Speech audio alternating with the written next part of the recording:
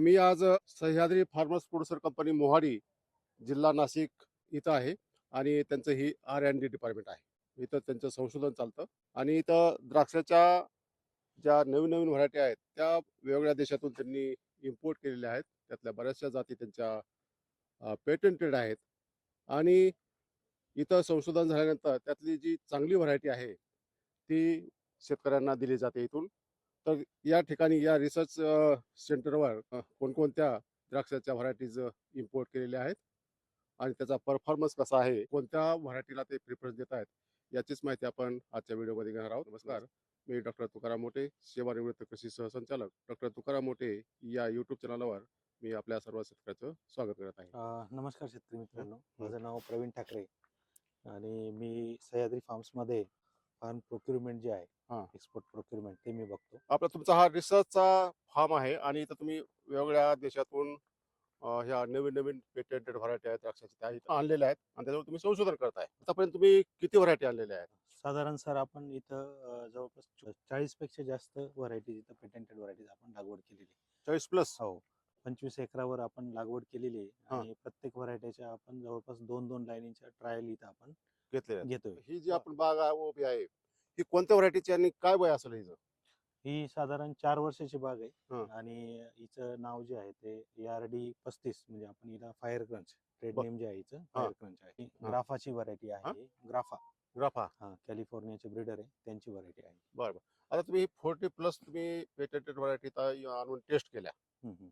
तर आता तुम्ही कन्क्लुजनला पोहोचला असाल की कोणत्या व्हरायटी आपल्याकडे आपल्या वातावरणामध्ये चांगल्या येत आहेत हो, आणि ते शेतकऱ्यांनी घेतल्या पाहिजेत. हो. आता जवळपास जे 40 व्हरायटी आपण केल्या आहे, पण कमर्शियली रिलीज ज्या केल्या आपण व्हरायट्या, हां. जवळपास 4 ते 5च व्हरायटी रिलीज केलेल्या आहे. त्याचं कारण असं आहे हं. की ज्या काही व्हरायटी आल्या हे वेगवेगळ्या देशातून आल्या. हं. जसं ग्राफा एक ब्रीडर आहे, हं. त्यांचं ब्रीडिंगचं जे काही काम आहे ते हं. कॅलिफोर्नियाला चालतं. बर. त्याच्यानंतर सनवर्ल्ड आहे, ब्लूम फ्रेश आहे, हं. यांचं जे काही, किंवा इटुमे यांचं जे काही काम चालतं ते स्पेनला चालतं. बर. आणि तिथलं वातावरण आणि इथलं वातावरण जे आहे, फरक याच्यामध्ये आहे. भरपूर तफावत आहे. बरोबर. मग त्या निमित्ताने तुम्हाला जर एखादी पेटेंटेड व्हरायटी किंवा बाहेरची व्हरायटी आणायची, हां. तर ती इंडियन क्लायमेटमध्ये कशी परफॉर्म करते बर. हे चेक केल्याशिवाय आपण फार्मरला ती देऊ शकतो. देऊ शकत नाही. बरोबर आहे. त्याच्यामुळे जर पेटेंटेड व्हरायटी किंवा नवीन व्हरायटी जर इंडियामध्ये येत असेल तर तिला साधारण 1 वर्षाचा क्वारंटाईन पिरियड असतो.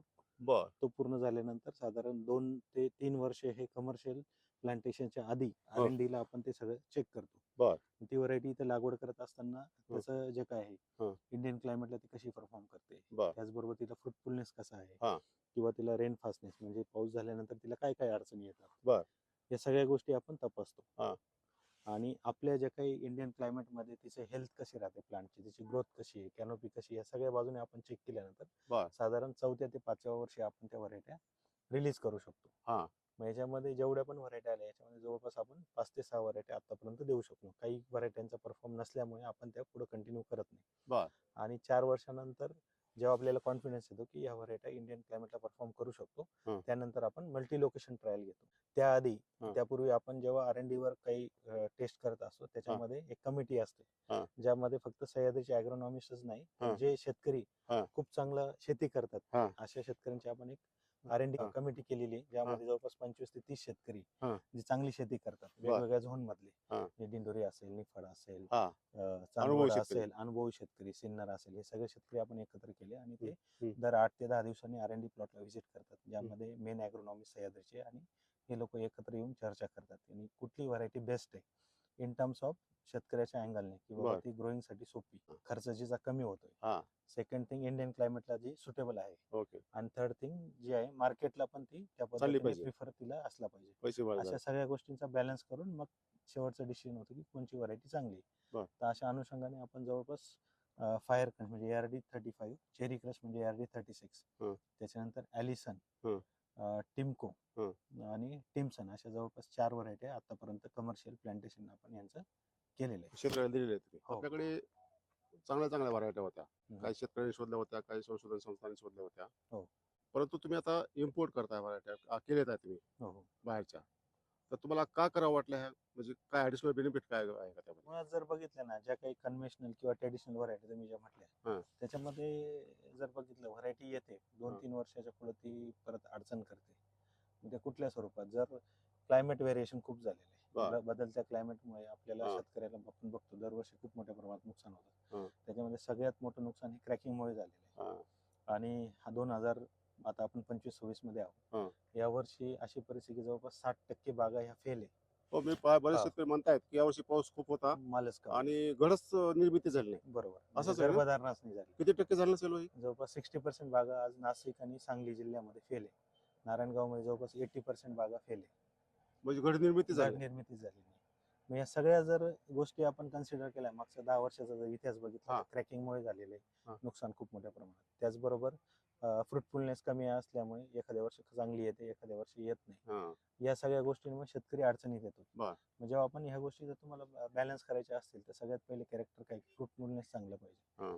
दुसरं मेन कॅरेक्टर त्याला कॅनोपी व्यवस्थित पाहिजे. तिसरं मेन कॅरेक्टर जे आहे, खर्च वाढत चाललाय. हा. म्हणजे पीजीआरचा खर्च वाढत चाललाय. थंडीमुळे मग आपण पीजीआर देतो आणि त्याला द्राक्षाला टेस्ट राहत नाही. हा. मग अशा काही व्हरायटी आहेत का ज्यांना पीजीआर जवळपास निग्लिजिबल म्हणजे लागतच नाही. हा. अशा सगळ्या अँगलने विचार करता तर आपण जवळपास ज्या काही व्हरायटी आणल्या त्या ग्रोईंगसाठी सोप्या, बर.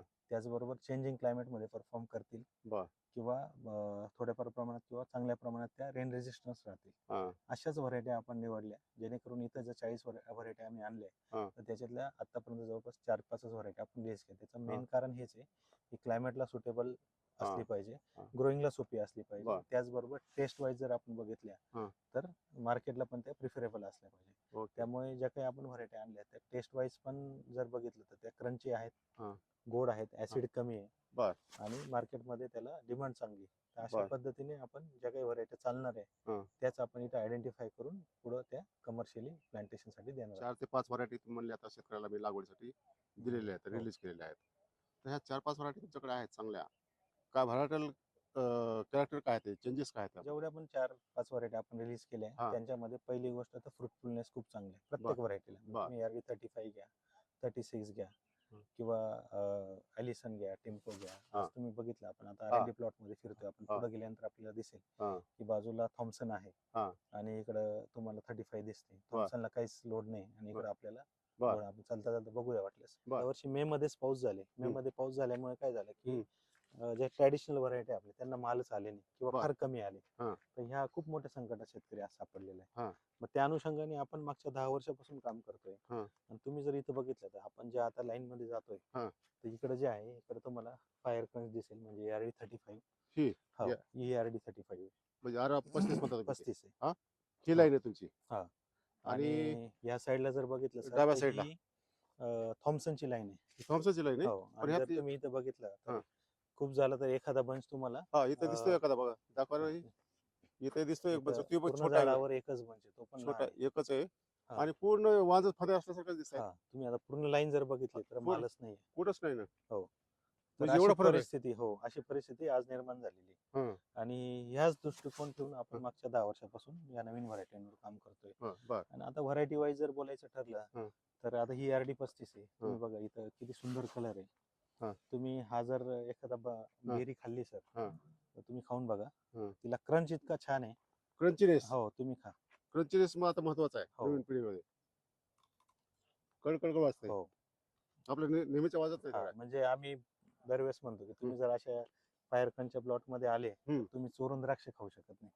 त्याचं कारण असं आहे की तुम्ही जेव्हा खाता त्याचा आवाज जो आहे येतो, क्रंची आवाज येतो.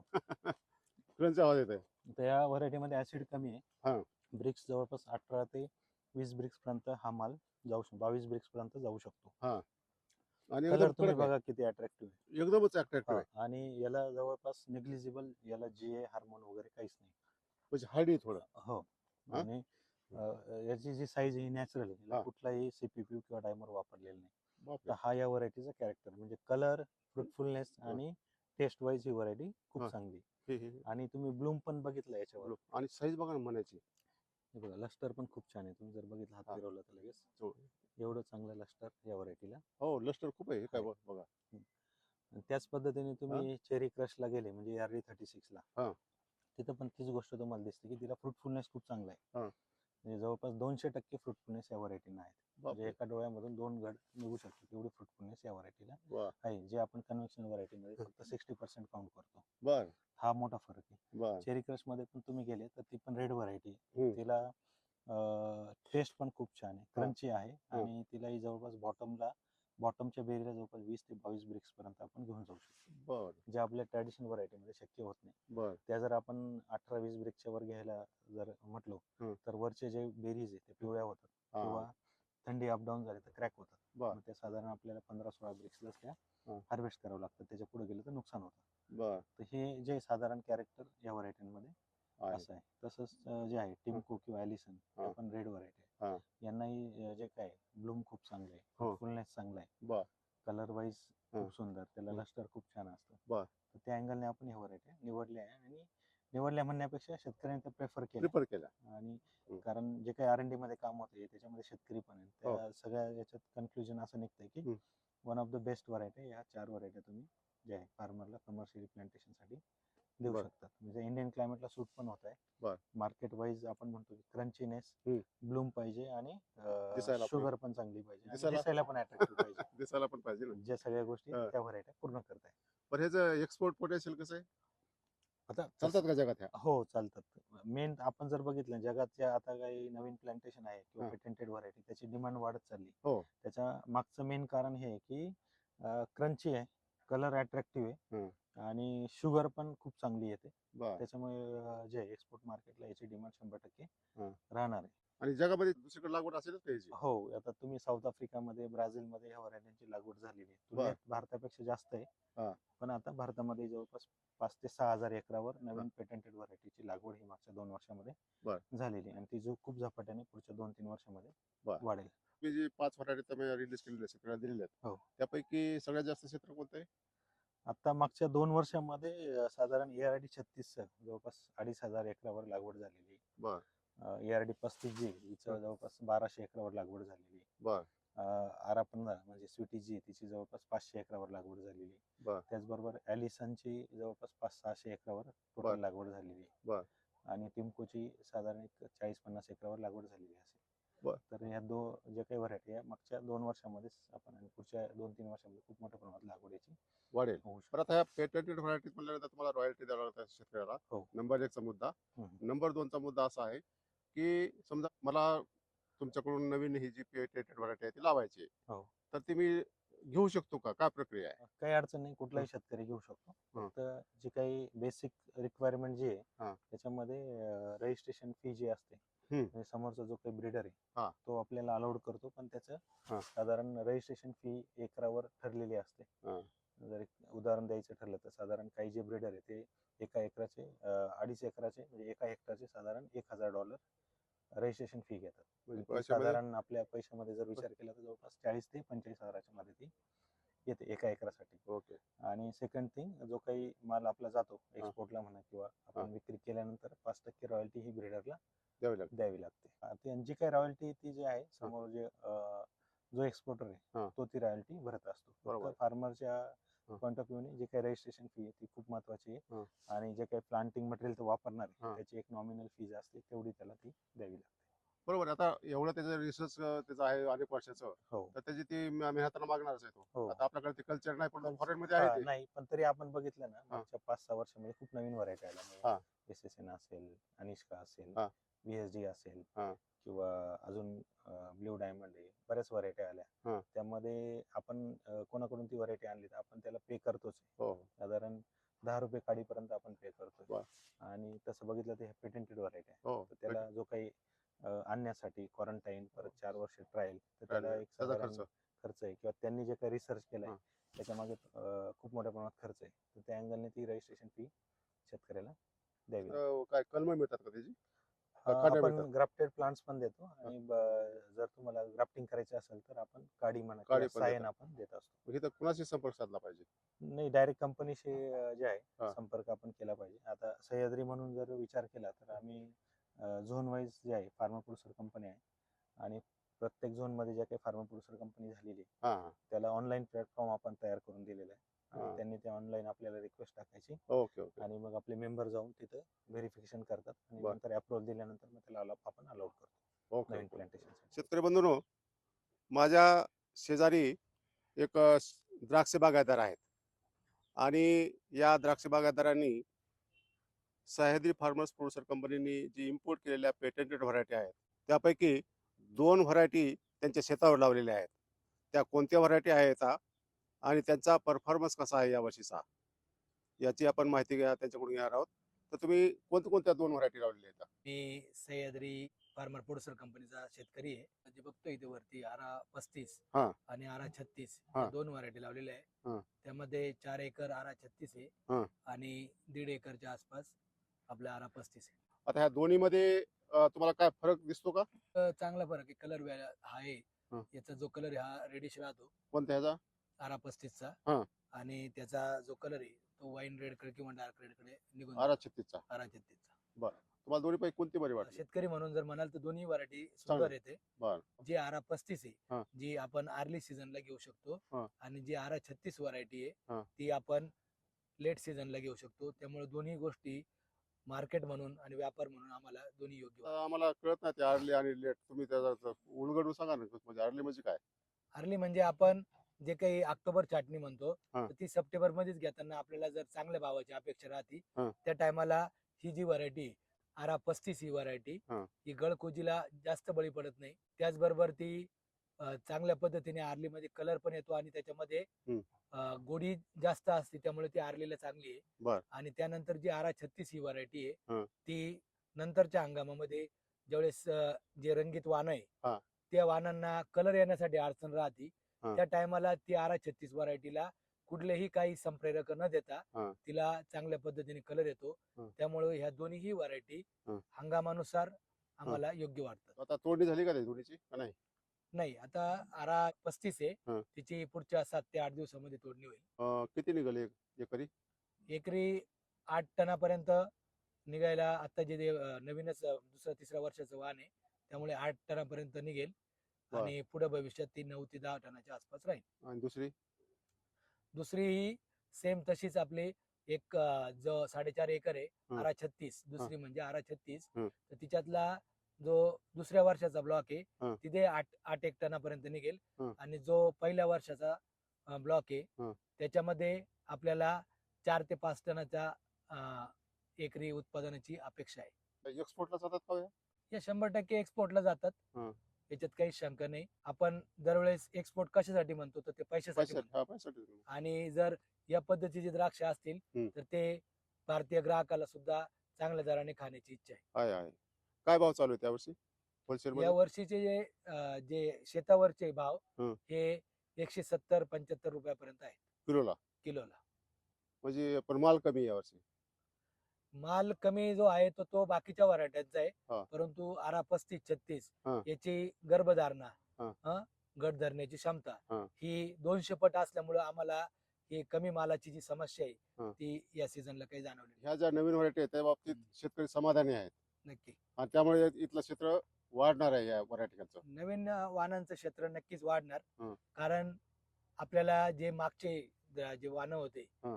की थॉम्सन होत्या किंवा इतर ज्या आपल्या जुन्या व्हरायटी होत्या हं. त्याच्यामधल्या समस्या हं. या पेटंट व्हरायटी मध्ये बऱ्यापैकी सुटताय. आपल्याला जे साईज साठीचे संप्रेरक द्यावे लागायची ती समस्या राहत नाही. बर. कलर साठीच्या काही वाहनांना हं. पेटंट हा वेगवेगळ्या विषयासाठी आणि वेगवेगळ्या कामासाठी असतो. हा. तर त्या कामानुसार हं. काही व्हरायट्यांना ते कलर साठीचे सुद्धा संप्रेरक द्यावं लागत नाही. हं. हे जे फायदे हं. हे सगळ्या जे काही गेम चेंजर म्हणून किंवा हा. आपल्या जे काही द्राक्ष शेतीचा भविष्य बदलणार हं. अशा पद्धतीने चित्र भविष्यात राहील. एकदम सुंदर तुमचं काम चालू आहे. कारण तुमच्या मार्फतच आमच्या भागातली शरद किंग नावाचा डाळिंबाचा वाण हो एकदम शेतकऱ्यामध्ये फेमस झाला. त्याची कृषी कल्चरची रूप तुम्हीच करताय हो आणि त्याचे अनेक व्हिडिओ मी बनवले, शेतकऱ्यामध्ये ते पॉप्युलर झाले, हम्म. सेल पण वाढला. बरोबर. तसाच तुमचा ही द्राक्षामध्ये सुद्धा फार चांगलं काम आहे. आणखी शेतकऱ्यामध्ये आणि तुमच्या कंपनीमध्ये प्रगती व्हावी